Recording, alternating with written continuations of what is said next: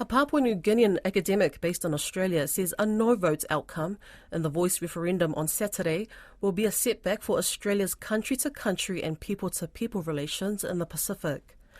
In a nutshell, the government is asking the Australian people whether they agree to recognising the First Peoples of Australia in the Constitution by establishing an Indigenous voice to Parliament.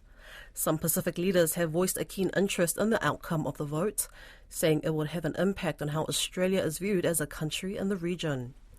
The University of Canberra's Dr. Malkama is a practicing lawyer and assistant professor at the Faculty of Business, Government and Law. He spoke with Koroi Hawkins, who began by asking where the Pacific's interest in Australia's referendum stems from. So the Pacific interest in the referendum stems from the historic, cultural, human relationships that has been established between the Pacific people and the Indigenous people of Australia. Prior to the modern state, when colonialism came onto their lands, both Pacific and Australia's First Nation people were colonized, and Pacific became decolonized, became independent, and their voices were given space. They became represented in the governments and the decision-making, whereas when they look to their neighbor, the First Nations of Australia, they didn't have the representation that the Pacific people had. So there was always this interest in the affairs of Australia and how they treat those First Nations people. Now, we've had a few Pacific leaders speak up on this issue, and sort of tying it to the way Australia is seen on the international stage, but more so regionally. What are those comments, and where do they sort of fit into this whole picture? Those Pacific leaders that spoke about it, I think did a good thing in letting Australia know that Pacific is not quietly watching, but Pacific is interested in their leaders who are standing up to talk about it. I think what it portrays, although those leaders were only a few of them, it should remind Australia that what is happening now for its own Indigenous people will have a reflection of how Pacific view the Australian society and how they respond or treat or respect the First Nations among them. And I think for Australia, this really means that its position within the region is not separate to the Pacific. And so the people in Australia need to make a decision that can ensure that Australia's respect is maintained and that Australia is seen as a society that embraces and gives the opportunity and the forum to its First Nation.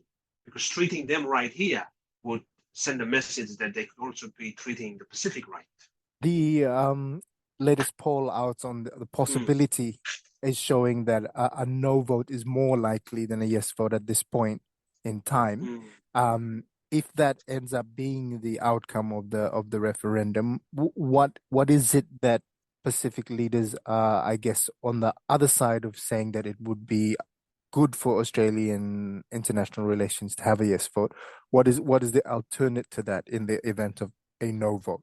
It will be, I think, a setback in the way Australian society is viewed as treating its Indigenous people, especially in this day and age. There is a movement towards elevating and hearing out and giving prominence to vulnerable groups, but also minorities.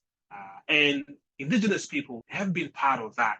So Australia's no vote would be a step back in that direction of human essentially emancipation journey that we have seen around the world. Yeah. So as for Pacific, while the result will not have any major impact on the existing relationship as we have it now, what it will project to the people at a more grassroots level is that Australians have decided not to give prominence to Indigenous people that look like them, that live in Australia.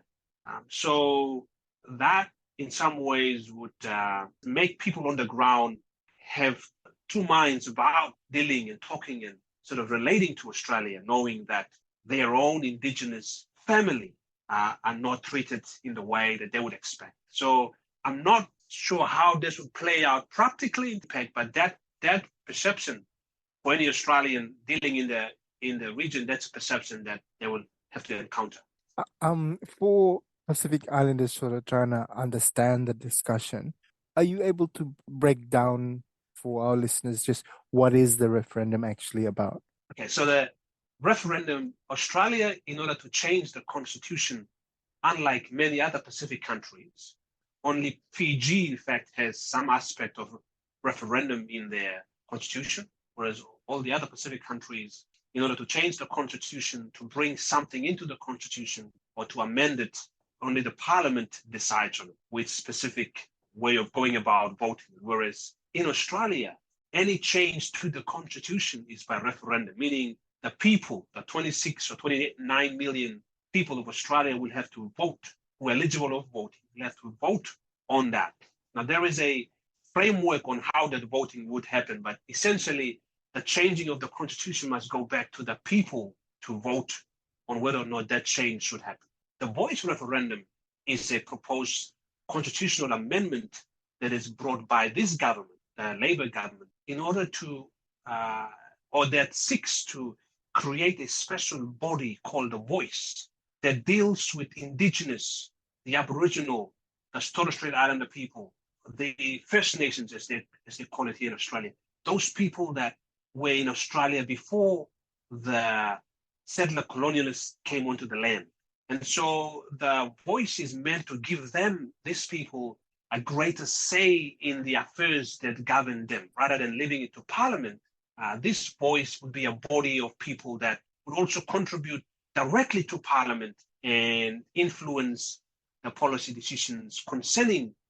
Previously, that hasn't happened. Previously, there's commissions being created, but those commissions were subject to ministers of government.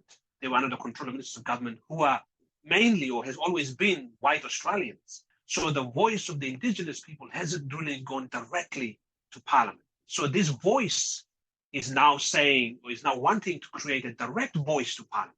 So that amendment now is to the people to decide, which will be the voting Saturday. And the voting will decide whether the Australian people would accept the amendment, creating a body that will carry the grievances and thoughts and feelings of the Indigenous people directly to Parliament, or to deny that body and remain as it is, where their voices are carried by ministers. Often that doesn't happen. So that's essentially what voice is. Balkama, thank you too much for time, Blue. Barava, good too much for story and for giving out insights, Blue, and wisdom, Blue. Thank you too much. Thank you, Wantok. Thank you, Lokol, too. Now you play.